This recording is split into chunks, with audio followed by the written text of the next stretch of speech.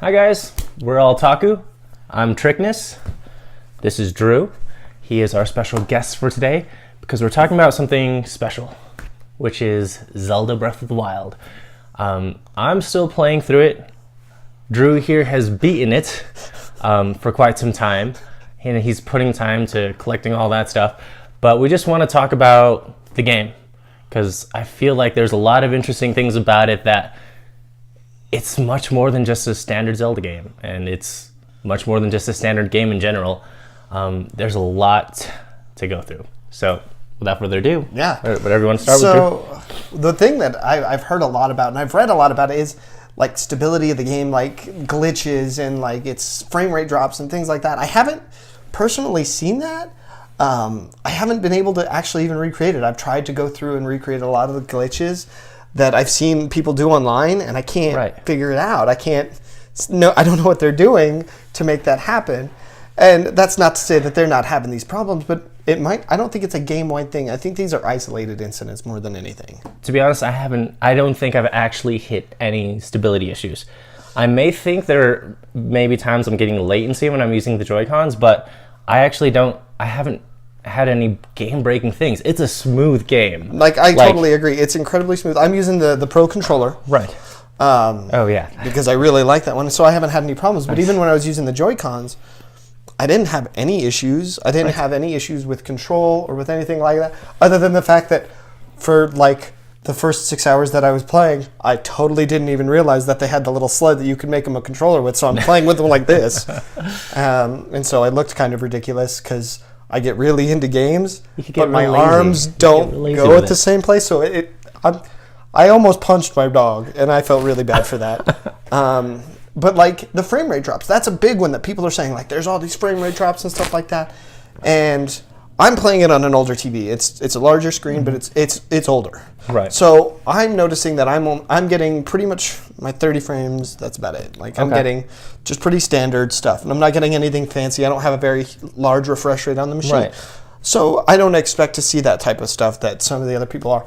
But I could see like if there were a lot of like if you had a really high end machine that basically your monitor or TV overpowered what the game was doing. Right. And it was trying to refresh faster than the game, and so it didn't sync up correctly. I will say this because you're talking about when it's docked and you're playing it connected to a TV, correct? Yes, exactly. Okay. And I do a little bit of both. Funny thing is I have the Pro controller too. And what I've noticed is just because I'm always kind of mobile in the house, I'm playing just in handheld mode, which is quite comfortable too. And since I'm playing on handheld mode so much, when I dock it, I do notice the frame rate. It dips at times. It changes. Typically when you have like when you're fighting a lot of enemies on the screen or there's something like that, it dips a bit, but it's nothing game-breaking. Nothing game-breaking, and I think it's just the hardware, either limitations or it. My theory is that people are, because it's not actually a 1080 resolution.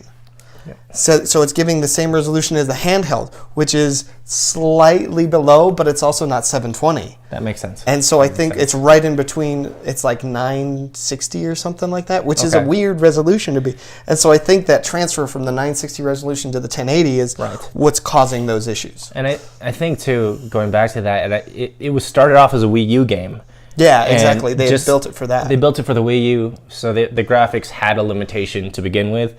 Boosting it up to what the Switch hardware can do, I think, was pushing the limits. But all that being said, I think that little frame rate issue is the only issue I've had. That's all I've seen.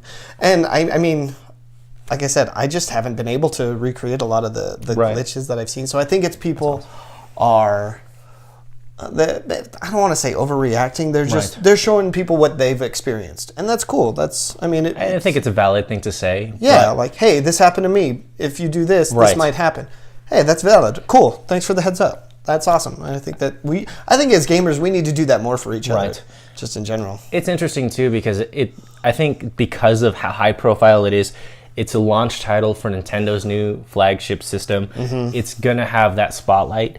Yeah. But in comparison to big title games from like Bethesda, like a Morrowind or Skyrim was a great example. Like, great game, I loved it, but you had so many glitches in the game, so many things that would break the game, like, and graphical bugs out the wazoo. Like, it just, lots of things were happening. So comparatively to other launch titles, Assassin's Creed. Yeah, Assassin's Creed. God, There's the Assassin's Creed games. I love them, but you just you waited like a month. You always wait a month for an open world game as big as comparable to like Skyrim or stuff like that or Fallout. This Zelda game is huge. To have as few, pretty much no bugs except for that one is quite mind-boggling. But that also speaks to me to Nintendo's quality. Right. They try and make everything as pristine as they can, which is great, and that's what I like to see. Right. Well, issues out aside, we could just talk about the game itself. So, some of my favorite parts of it, I love the story in the game. Nice. So I do too, actually. Yeah. So for those of you who haven't played it, this might get into spoiler territory. So if just a heads up. I haven't beat it, so we can go ahead and talk about. Fair warning. Just wanted to talk about it. So the game takes place 100 years after the last incarnation of Link or whatever it is. Right.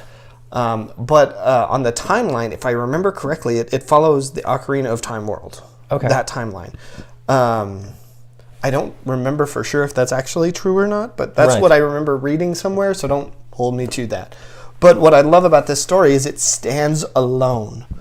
Just like all of the others, you can take them as their own thing, or you can put them into a bigger picture and see this huge arcing timeline story. Is really cool to see. Like, you can have all this fun stuff happen. But what I love about it is the unlocking of Link's memories. Yes. That's super cool that you can just go through and just be like, oh, whoa, hey, he knows this place. And then you see these cool cutscenes. And so you can unlock the story at your pace. Yep. You can play the game however you want, but then you can unlock these moments and see what's happened. And you can go through, you can see how Zelda grew as a character too, not just Link. Like, it shows her growth as a character. Like, and that's just super cool to finally see a Zelda, like, who's not just, oh, I'm going to be off in the back, and then then all of a sudden she's awesome. Yes. Like, there's no, like, you don't get that in between. Like, I'm going to keep harkening back to Ocarina of Time. That was one of my favorites. Right. And that's one of the classic Zelda games that people remember. That and the original. Like, those are two of the biggest ones. And Ocarina of Time, Zelda was this princess who wanted these things to happen, but kind of had to do her own thing. And then she became Sheik, and she was awesome. Yes. And you're like, holy cow, she's amazing. How did she get there? Yep. I want to see that story. And now you see all of these memories as to how this princess is fighting off Calamity Ganon in the castle by herself, and you get to see that growth and her frustrations, not just her successes, but the one that I remember specifically is, it's a memory at the font. I want to say it's the Font of Wisdom. Okay. And you see her, and she's praying to the goddess Hylia, and she's frustrated. She can't seem to get through and to access her divine power, and she's just frustrated because she just wants to save her kingdom, and she can't do it. And you just see Link, like, you see the look on his face because, he never actually says anything, but he's got this look of concern, like, I can't do anything. And it's cool to see that, like, oh man, it's really awesome. Well, also, cool fun, like, one of my favorite things is you finally sing a King of Hyrule who's not a complete dolt. Yes. Like, he was like, I died trying to save my kingdom. I couldn't do it. I'm dead.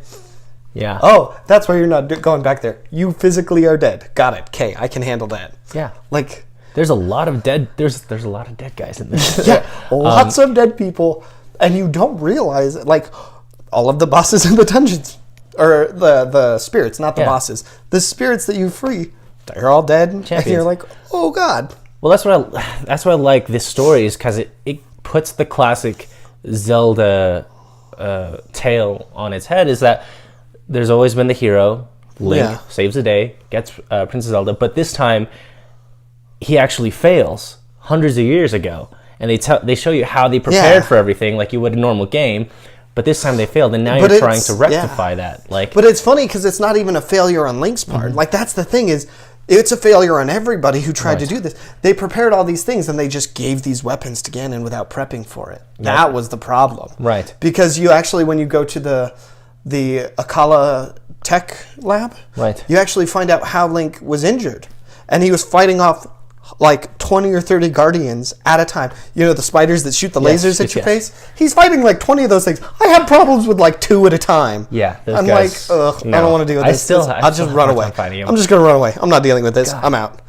But like he's fighting like 20 of them at the time. Like, yeah, he's doing the best he can. He's trying, man. Right. And I like how that when you fight, you could see guardians early on in the game and you're like, all right, I'm going to try and take them on.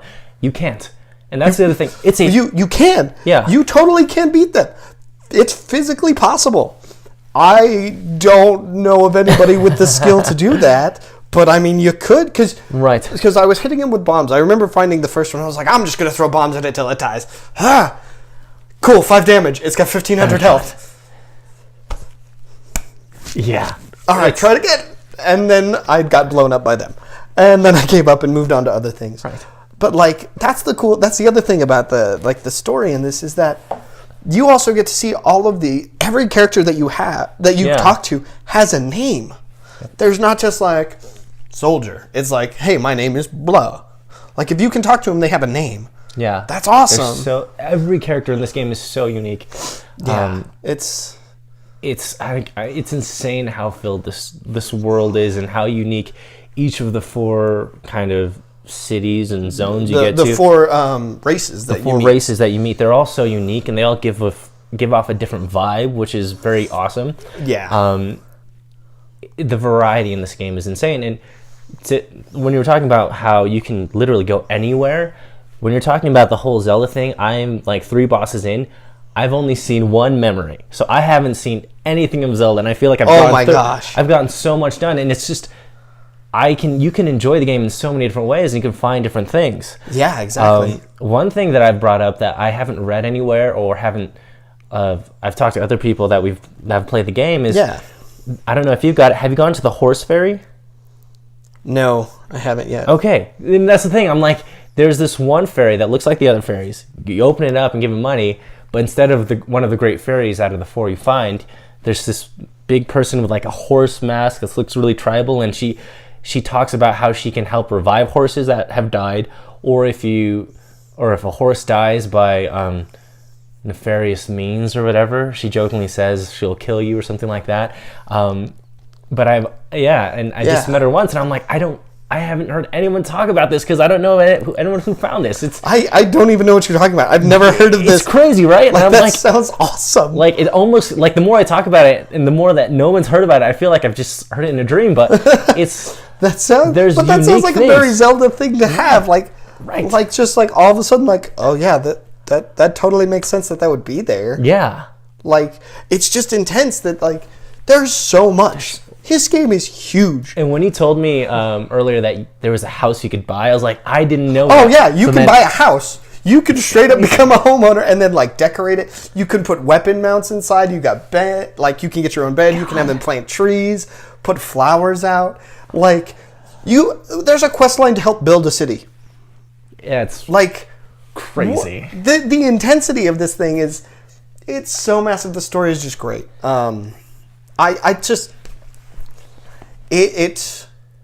It's a new twist on the classic Zelda tale, and it's phenomenal. I love what they've done with it.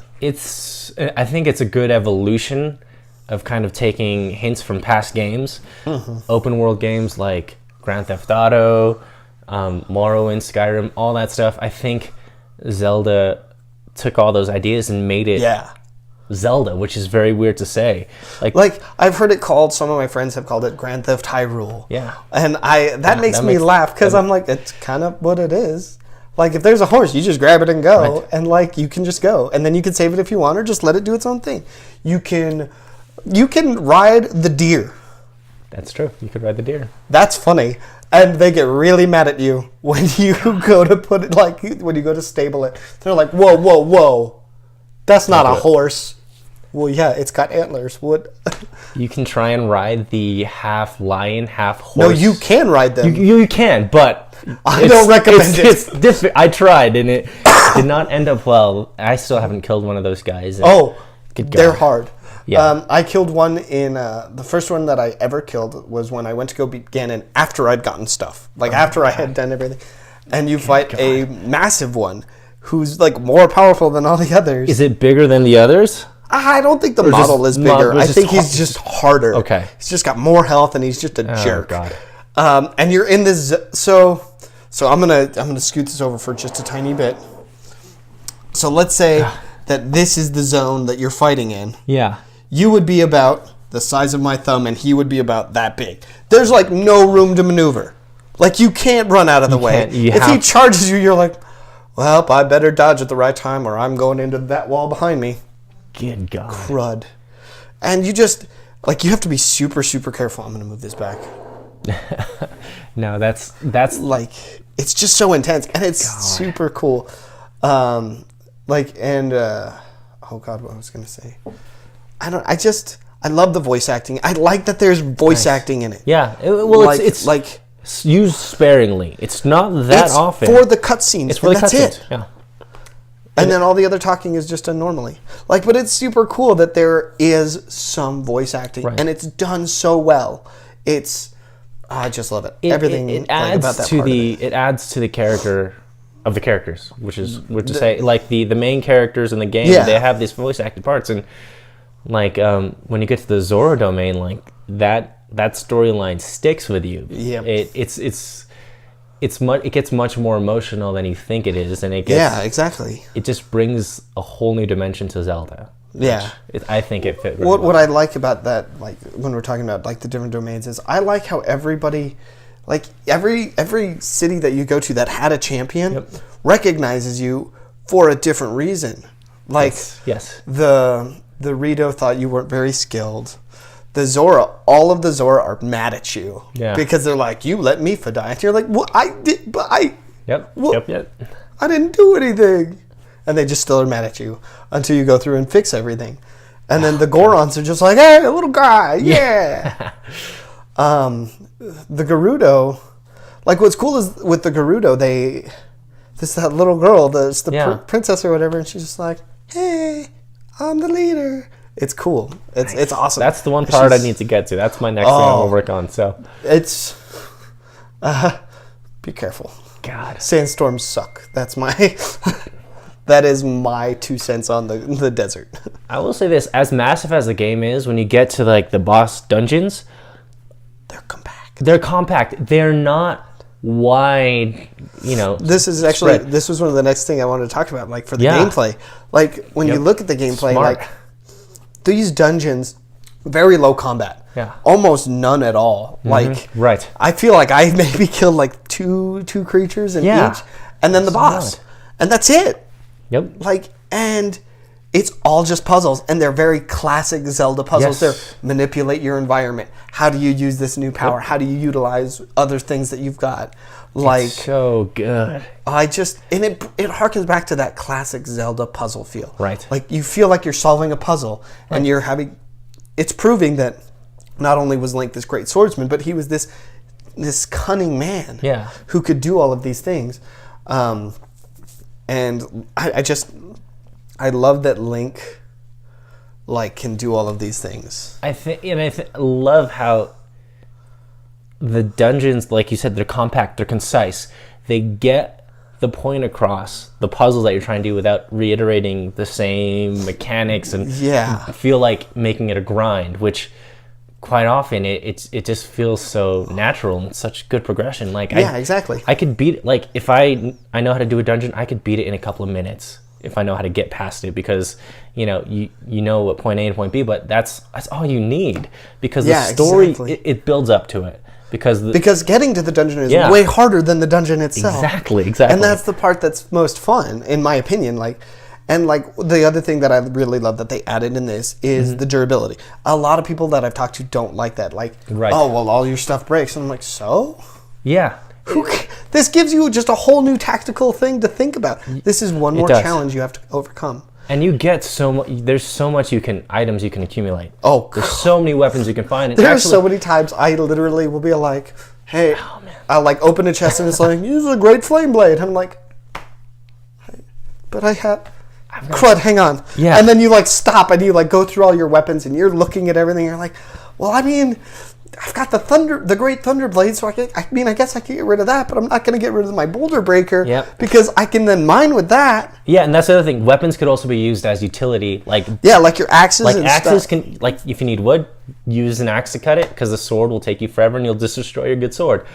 If you have a hammer, you can go mine. You can go mine. Boulder Breakers, you can do the same thing. Those are the Goron two-handed weapons. So good. You can carry a pitchfork and actually bale hay. In case you didn't know that, you can bale hay in this game. That's something new to me. I did not know you could do that. I feel like I just need to go play Farmer Link for a while and just run around with the garden hoe, the pitchfork, a woodcutter's axe, and a soup ladle. And just be like, I'm going to cook dinner. I'm going to bale hay. I'm going to go chop wood. Like, that's all you have to do. It's super cool. The items that you pick up do what you think they'll do. Exactly. The way the game works, the physics and everything, it does what it does. You know, you get a flame torch, you go across grass, you go to trees, it burns it down. The best thing in the world. And you got to try this is take a bunch of like bokoblins or moblins or whatever, and I lead them all to a grassy patch, and then I throw a lit torch on the ground and run like heck. And it's just funny to watch them all catch on fire, and then they scream and run away, and then they're fine. You don't kill them with that, but they're like, oh, they're like, we're not messing with this guy. He's gonna throw fire at us somehow. I'm not dealing with that. Oh, that's awesome. The updraft systems, you've seen those, right? The one where you can fly up, or is it? Not the power. No. I'm talking about like if you set grass on fire, you jump and then pull your glider out. Yeah, I've tried it. You just fly off. I noticed that by accident. I was like, oh shoot, there's wind coming out of this burning grass. What? And then you jump and get it, and you're like, oh gosh, and you just take off, and it's awesome. It's super cool. So but I love the different styles of weapons too. I love that there are spears because I've always wanted. Like I love spears in games. It's my favorite weapon to have as a character. They're so good in this game, and they're so cool. Like. You get like I found a royal halberd that has got a crit up. Oh my gosh! Bonus, and I'm like, I'm just gonna use that forever. And you use that in conjunction with the flurry strikes, where you dodge and then you just hit a bunch. Yeah, you can demolish so much so quick. Oh, I need that. I need that weapon. I don't remember where I found it. I'm sorry. No, it's fine. I mean, there's so much good things to find. Is that if this game pays off. Exploration and adventure. Oh god, you explore and you get so much out of this game. You get everything. It's so cool. And I like the way that they do gameplay. I like that when you're riding your horse, if you've got a good bond with your horse, you throw them on the trail. You don't have to do anything. Oh man, they literally will follow the path themselves and just let you do whatever. That's so which smart. Makes combat so much easier when you're on horseback. You can be like, oh, I don't have to do this. My horse is an intelligent creature. He'll do his own thing. And then you see bokoblins and you're like, bow, thwap. Like, that's awesome. I love the bullet time aspect. They added that in. So if you jump and then you're falling, you can shoot arrows and stuff based on your stamina. Yeah. I mean, you just got such cool stuff. I love that it rewards you for, like, some of the better items in the game require different things. Right. Like, getting the Master Sword. It requires certain things. And once I figured out what you need to do the Master Sword, because I put all my points into stamina. And I was like, I'll just get my stamina because I love just having excess energy and climbing things. And stamina, I mean, increase your stamina just at least another wheel. At least get you another wheel. At least. And then to get the Master Sword, you need hearts. Spoiler, you need hearts. You need a certain amount. I don't know. You need 15. That's what I'm thinking. Minimum. I'm hearing a lot of people saying at least 15 to get it. So I did it with 17. Okay. But I think I had a little bit of leeway. I don't know though. I don't remember. I got it a while ago. Which I like that because it makes sense. If you're going to pull out the sword out of the stone, you need to have the power. And that's where your power came from. That's how it's represented in the game is by your hearts. It's such a clever way to do it. And that's the other thing. A lot of people say it. They don't talk about how the game doesn't hold your hand. Yeah. It doesn't. You can literally. I found one of those talus. It's the first one you find, and it's actually on the Great Plateau. Right. And if you don't know how to kill that thing, it just straight up murders you. Because I remember going up and I was like, oh, giant rock, I'm gonna tink. I die to that. So I'm gonna run away. I'm just gonna run away. Like that's all you can do at some point. Because I ran into the dragon with it, like the lightning dragon that shoots orbs all over the place. Oh gosh. I ran into him within the first little trek. So after you finished the Great Plateau, I jumped off and I went west because I was going to the Zoras, and I was like, I'm gonna go to Kakariko Village. And so I started running, and I jump, and he's flying over the bridge, and I'm like, I'm gonna die today. Just keep running. Just keep running.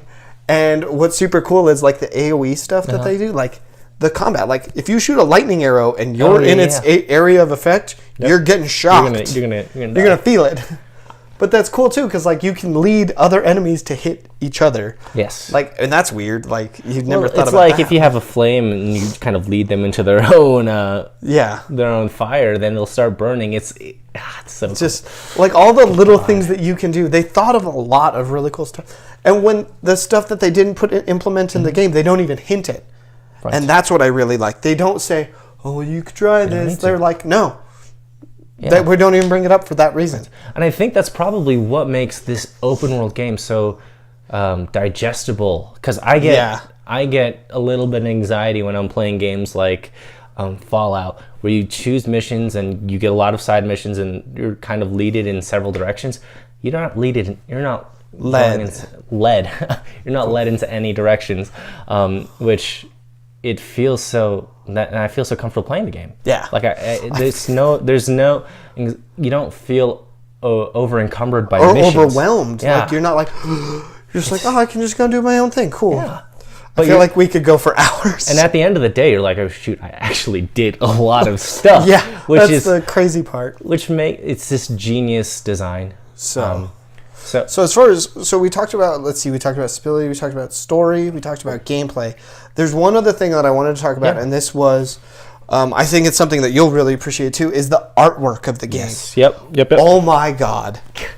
I like what they did with this art, because this is not traditional in any game sense. Nope. Like the way that it looks, the way that it feels, the way that everything is, the way that the characters are developed. Right. It reminds me of, it's like they adultified Wind Waker graphics. Right. Like that artwork. They just went, oh, that's a little too cartoony, but it's not like, we don't want it super gritty either. Right. We want this nice combination. So you have the dark lines like outlining everything with these bright colors, but then you have these dark colors, and every color is so vivid.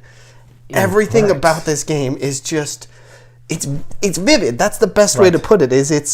They created a color palette that it's so welcoming, so charming, and it could be dark at the same time, but it's not like an intimidating. It's just it's a somber almost. Yeah, it's almost a somber. It's daunting to a bit, but you just know it's going to get serious. Well, and that actually will change once you get to the castle. Okay. It actually does. It gets intimidating. Yeah. It gets terrifying. Because when you look at it, like when you look at the castle, you're like, oh God, that's scary. Yeah, like, the blood moons where they that kind of art, like where it starts to change a little bit and the lines become a little bit blurred and like everything gets this red tint. Oh, that's awesome. And I just love the style I love the design of the characters, the weapons. Yeah. I love the influences that they took from all different cultures. Right. The Gerudo scimitars, the spears from the different cultures, the soldier spears, like the English soldier spears. Right. The soldier's armor has kind of a conquistador feel. Like, and that's the thing. Each of those races they feel like a different culture. And that's because they are. That's something that they've done too. Is they're so defined, because I just went to the Rito village, the bird people, and they feel like they have this very native feel to them. Native American, yeah. It fits that species and that and the way that they talk and the way that they function. And yeah. You see their characters, you see all that. The Gorons, and they're the ones that I can't really place. Right, and I think that and it's awesome. I actually really like that they've kind of created this they have their own culture. Like they might be also because they're the most classic character. They're the like. Because I think they were the first like outside like human like race that they make, or Hylian, because nobody's human in the game. Right, and they feel they're so chummy, I guess. They're super like they're laid back. They remind me of like all of the most hospitable like cultures that you can think of. Like anything that comes to mind where their culture teaches them to be hospitable. That's what they remind me. They're this like very islander kind of laid back. Almost Samoan. Yeah, almost Samoan. Right, and that may be it. That could be it. I don't think so. And it's a mix. Like each one of them, although you can pinpoint something that feels like it, they're a mix of cultures happening. But they've created such unique species and such unique characters through it. It speaks volumes for the art design. Oh God, I don't know what this person was doing who designed the art for this and like was their art director. But that man needs a hug. Yeah. Like somebody just go give him a hug for me. I am just so happy that he was around. I love what they did too, because when I'm playing the game and I'm looking at the art style, some people have a drastically different art style when you look at their eyes, their facial animations. It's like it should clash, but it doesn't. Like they because mix the art style. Well, because they separated everything too into the different zones. Because there are 9 total zones that you can visit, and each one kind of blends into the other, and they all kind of go into their own thing. But it's cool to even see like, it's just cool to see the differences in the architecture. They actually went and did different architecture for each of them. These Zora have these massive crystalline, flowing, water-like buildings that are gorgeous. And the Goron are very like hardy and like this is functional. Right. Like we don't care about how it looks. If you don't like it, I don't care. Yeah. This is how it is. We have a house. We don't care. At least we have a house. Well, it's not even that. They go, this house protects me from stuff falling on my head. Yeah. I don't need anything else. The Rito are they are. I like the Rito because they're very. I mean, like, first of all, there's the Native American, like, the totemic feel to everything. But, like, they're also kind of a little bit haughty. Like, we're a little bit better than you. Yeah. With kind of good reason, because they're the only race that's ever been able to fly. Yeah. That I know of. Because I think they were introduced in Skyward Sword, but I can't remember. I haven't played Skyward Sword. That's one of the games Skyward Sword is the only game I haven't played. Yeah, and I think they were introducing that. I could be wrong. I think I've heard about that too. Which, if they did, either way, their introduction to this game was perfect. And it's perfect. And no, it's fantastic. But they're the race that can fly. Yeah. Like they can go around, and so they're. But like once you prove yourself to them, they're like, "Oh yeah, you're awesome. You're super cool. You're on our side. God, yeah. We got you." And the Gerudo are just.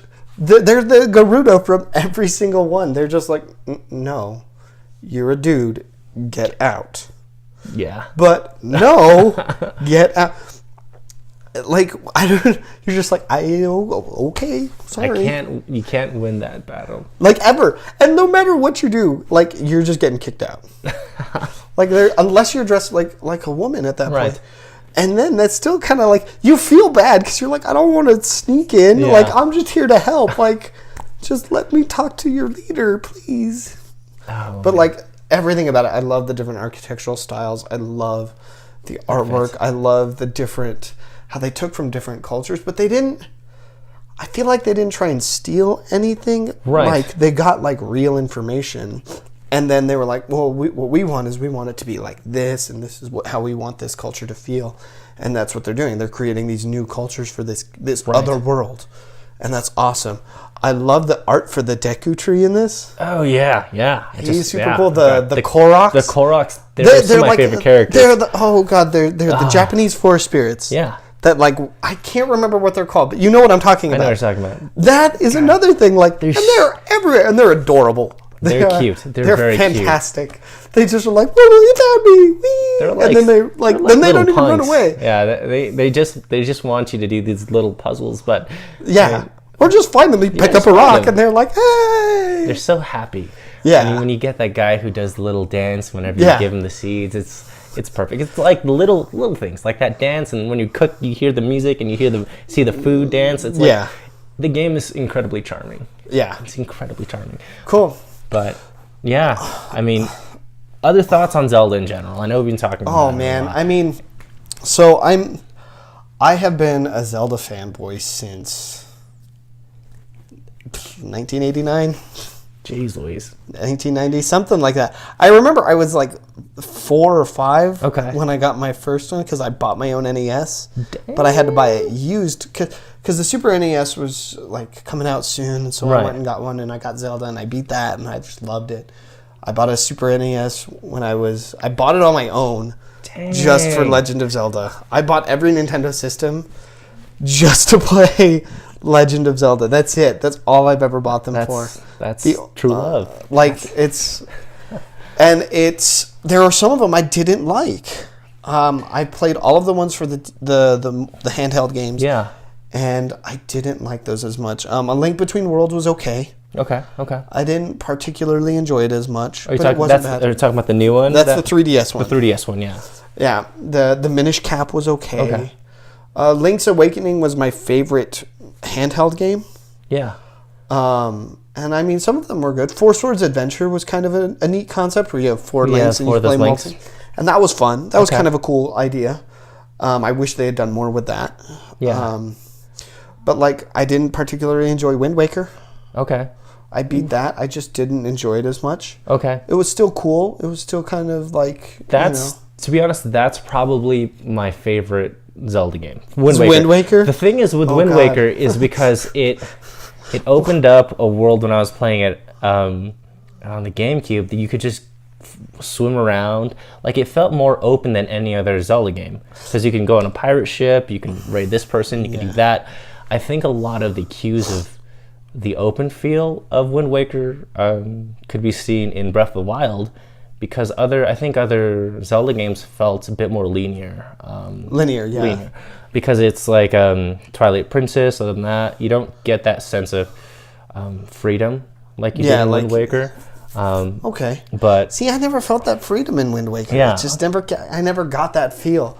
And I mean, that just, it's an opinion. It's, I'm not saying I'm not even saying it's a bad game. Right. I just didn't particularly enjoy it. Well, in the category, like in the list of Zelda games out there, there's a lot, you know. Well, there's and I mean, it's interesting to compare and contrast all these because some of them are better than others. Like, do you remember the Seasons games? I do. Oracle of Seasons.